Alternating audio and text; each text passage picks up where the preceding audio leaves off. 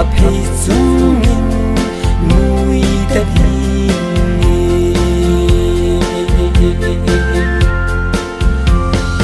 song ilung tu mul so ding ka gel zung lai chen mun ge mun ding zong ka sem tu chai nung in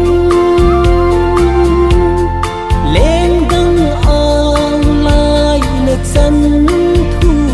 ka za hai hu ka nei lai sin namil zo pung gun kum le ha ki hey loi loi zo pung do kum kho asot van ta lon hi hin kho asaw van ta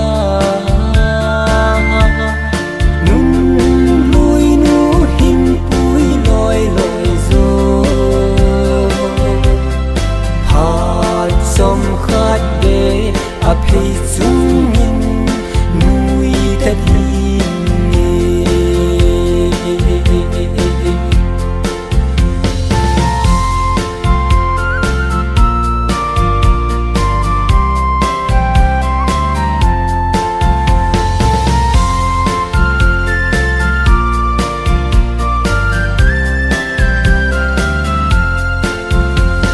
na zi na cha to na bul khom ka mu zi